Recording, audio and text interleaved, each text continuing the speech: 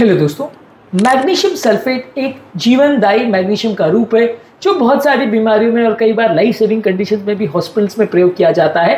Injectable form में ये available रहता है। बहुत सारी बीमारियों में बहुत सारी तरीकों से मदद करता है और बहुत सारी तरह से आपको बचा सकता है अलग अलग प्रॉब्लम से। आज जानने का प्रयास करेंगे कि मैग्नीशियम सल्फेट कौन कौन सी तरीकों से मदद करता है। ये जानना और समझना ज़रूरी है क्योंकि मैग्नीशियम कई रूप में अवेलेबल है। इसमें कॉमनली जो हम पेशेंट्स को देते हैं वो मैग्नीशियम ग्लाइसिनेट है। जो लोग डायरिया के लिए या लूज मोशन जैसी प्रॉब्लम्स के लिए लेते हैं वो मैग्नीशियम ऑक्साइड है। पर मैग्नीशियम सल्फेट जो इंजेक्शन के फॉर्म में अवेलेबल रहता है, इसके भी कई तरह के उपयोगी और कई अलग अलग तरह की बीमारियों में जान बचाने के लिए इसका प्रयोग किया जाता है। आज समझने का प्रयास करेंगे कि कौन सी कंडीशन है। टॉपिक पर जाने से पहले जो लोग हमारे चैनल पर नए हैं, मैं रिक्वेस्ट करूँगा आपके चैनल को सब्सक्राइब करें, वीडियोज़ को फ्रेंड्स फैमिली के साथ शेयर करें क्योंकि कंटेंट किसी की ज़िंदगी बचाने और बदलने के लिए उपयोगी हो सकता है। चलिए शुरू करते हैं हमारे साथ ये हेल्थ का सफर। इक्लैम्सिया यानी प्रेगनेंसी इंड्यूस हाइपरटेंशन, और जब ये बहुत सीवियर हो जाता है और साथ में मिर्गी अगर हो जाती है तो मैग्नीशियम सल्फेट मिर्गी को रोकने के लिए यहाँ पे काम करता है। ये ब्रेन को शांत करने में मदद करता है। अगर किसी व्यक्ति को इक्लैम्सिया की वजह से ब्रेन में अगर मिर्गी हो रही है तो वहाँ पे और सीवियर ब्लड प्रेशर को भी कंट्रोल करने में कुछ हद तक मदद करता है। इस मामले में सीवियर प्री इक्लैम्सिया के पेशेंट्स में अगर उनको मैग्नीशियम नहीं दिया गया था तो 2.8% लोगों को मिर्गी आई थी, जबकि मैग्नीशियम सल्फेट देने से इसका चांसेस 0.9% पर कम हो गया था। इस मामले में मैग्नीशियम सल्फेट बेसिकली ब्रेन में एक तरह से शांत करने का ब्रेन को काम करता है, कुछ हद तक ब्लड प्रेशर को भी कम करने का काम करता है। तो अगर किसी व्यक्ति को बहुत सीवियर प्रेगनेंसी इंड्यूस हाइपरटेंशन है तो वहाँ पे मिर्गी जो आती है और जो कई बार जानलेवा भी होती है उसको कम करने में मदद करता है। इसके अलावा सीवियर एस्थमा के केसेस में जहाँ बाकी सारी मेडिसिन वर्क नहीं कर पा रही, जैसे बीटा अगोनिस्ट और स्टेरॉइड्स वर्क नहीं कर पा रही है, वहाँ पे इंट्रावीनस मैग्नीशियम सल्फेट को एक जंग की तरह यूज़ किया जाता है। ये ब्रोंकियल स्मूथ मसल को रिलैक्स करने में और नलियों के फ्लो को यानी ब्रोंक्यूल्स के फ्लो को इंप्रूव करने में मदद करता है।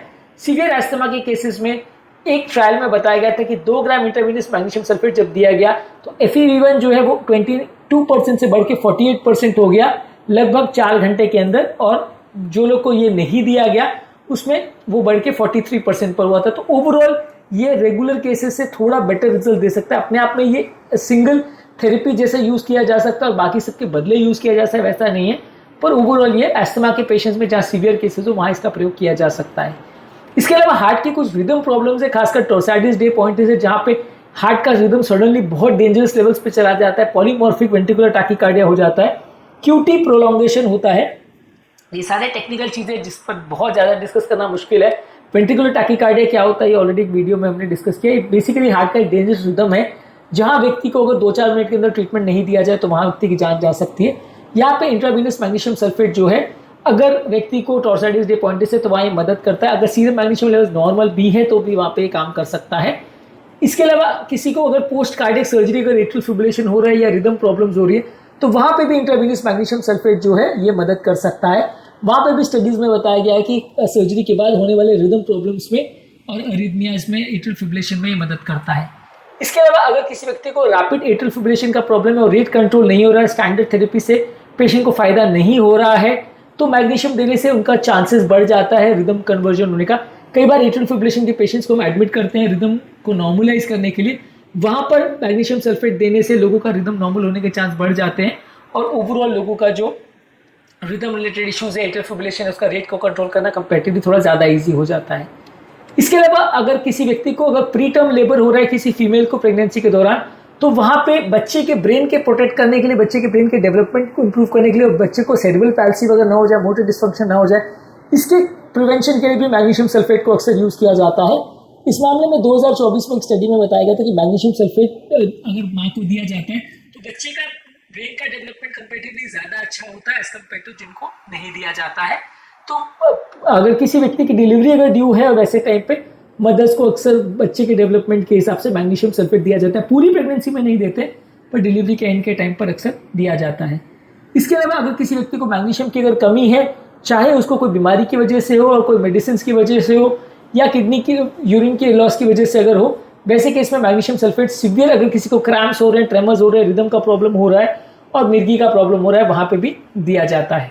इसके अलावा मैग्नीशियम सल्फेट को एज ए लैक्सेटिव भी कई बार प्रयोग करते हैं घर पर, जहाँ पर लोगों को अगर कॉन्स्टिपेशन का प्रॉब्लम है तो वहाँ पर इसका प्रयोग किया जाता है। अगर मैग्नीशियम की अगर कमी है तो वहाँ पे भी कई बार मैग्नीशियम सल्फेट को अरिथमिया के लिए, मिर्गी के लिए या क्रैम्प्स के लिए दिया जाता है। कई बार कुछ डायग्नोस्टिक प्रोसीजर में पेट को खाली करने के लिए, बाउल प्रिपरेशन के लिए भी मैग्नीशियम सल्फेट को दिया जाता है। कई बार कुछ पॉइजनिंग के केसेस में जहाँ टॉक्सिक सब्सटेंस बॉडी में इंजेस्ट किए गए वहाँ पेट को क्लियर करने के लिए, पॉइजनिंग के इफेक्ट को कम करने के लिए वहाँ पे भी इसको दिया जाता है। मिर्गी के पेशेंट्स में भी कई बार मैग्नीशियम डेफिशिएंसी अगर होती है तो मिर्गी के चांसेस को कम करने के लिए भी कई बार मैग्नीशियम दिया जाता है।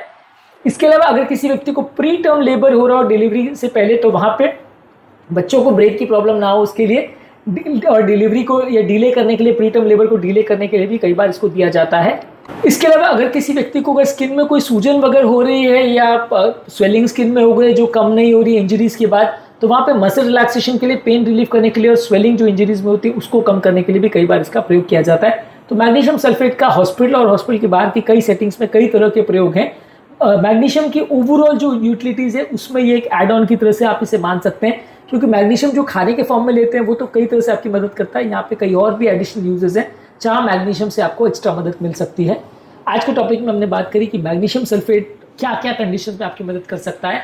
हमारा इस मामले में ओपिनियन ये है कि हार्ट की कई बीमारियां, एस्थमा की कई बीमारियां, मसल क्रैम्प्स, टेटनी और प्रेगनेंसी से रिलेटेड कई इश्यूज में काफ़ी ये मददगार होता है।